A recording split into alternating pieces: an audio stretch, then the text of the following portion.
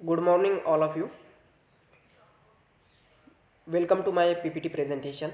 मेरा नाम है किशोर रेवनाथ कालुंके। मेरे सुपरवाइज़र का नेम है आशावरी झपके मैम। मेरा फील्ड वर्क ग्रुप नंबर है 5। मैंने क्षेत्र कार्य ड्यूरेशन जो है जो 6 दिसंबर से 10 जनवरी तक है। और जिस संस्था में मैंने क्षेत्र कार्य किया है उस संस्था का नाम है अरित फाउंडेशन गंगापुर। संस्था का परिचय बताना चाहूँगा। संस्था का नाम है अरित फाउंडेशन गंगापुर। संस्था की स्थापना 2017 में हुई है। संस्था के मुख्य कार्यकारी है अनिल घुगे। संस्था का मुख्य जो कार्य है वो है भारत सरकार व महाराष्ट्र सरकार की जो विविध योजनाएं है उसका इम्प्लीमेंटेशन करना। इसमें ई श्रम कार्ड, कामगार कल्याण, मशरूम प्रकल्प, श्रावण बाळ व इतर आदि सामाजिक योजना का इम्प्लीमेंटेशन किया जाता है।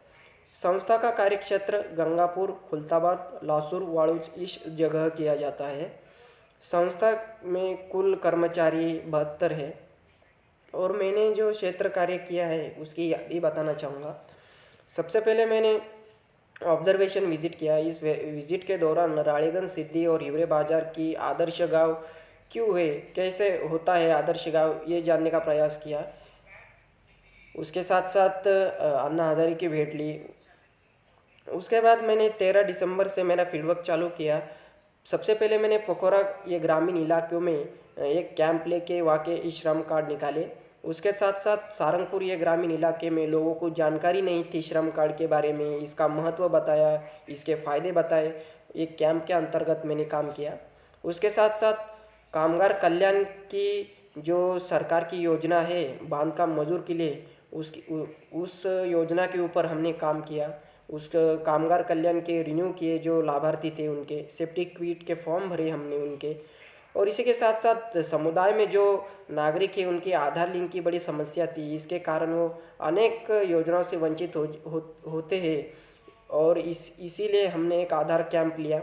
इसमें लोगों के आधार अपडेट किए। उसके साथ नगर पालिका में 3 दिवसीय कैंप था। इस कैंप के दौरान हमने जो कामगार कल्याण के जो लाभार्थी है उनके थंब लिए और आगे की प्रोसेस की। उसके साथ साथ कोविड लसीकरण में सहभाग लिया, लोगों को जानकारी दी, सर्टिफिकेट डाउनलोड करके दिए। और इस क्षेत्र कार्य के दौरान मुझे जो असाइनमेंट मिली थी उसके ऊपर मैंने काम किया। जैसे कि ग्राम सेवक की जो कार्य है वो समझने का प्रयत्न किया, आशा वर्कर की कार्य समझने का प्रयत्न किया, आंगनवाड़ी सेविका की कार्य भूमिका क्या होती है इसके बारे में मैंने जानकारी ली। और इसी के साथ साथ नगर पालिका की आर्थिक संसाधन क्या है इसके बारे में मैंने जानकारी ली। ये नगर पालिका में 3 दिवसीय कैंप था। कामगार लाभार्थी को हमने थंब लिया और आगे की प्रोसेस की थी और कोविड लसीकरण में सहभाग किया था। इसी के साथ मैंने पोखरा गांव में श्रम कार्ड निकाले थे। इस गांव में मैंने लगभग 50 श्रम कार्ड निकाले थे। इसी के साथ साथ नगर पालिका के आर्थिक संसाधन क्या है इसके बारे में जानकारी हमने कुमावत मैडम से ली थी। इसी के साथ साथ मशरूम प्रोजेक्ट के बारे में महिलाओं को हमने जानकारी दी थी। इस प्रोग्राम में लगभग 200 के प्लस महिला थी। इस प्रोग्राम में हमने उनको मशरूम प्रोजेक्ट के बारे में बताया, किस तरीके से करना है, किस तरीके से जगह चाहिए, क्या चाहिए, पूरी टोटल जानकारी हमने इस दौरान बताई थी। इसी के साथ साथ जो थंब लिए थे और जो सेफ्टी किट के फॉर्म भरने थे तो इस दिन मैंने ये किया था, उसका एक फ़ोटो है। और इस क्षेत्र कार्य के दौरान मुझे जो लर्निंग हुई है वो संस्था की कार्य प्रणाली समझ में आ गई।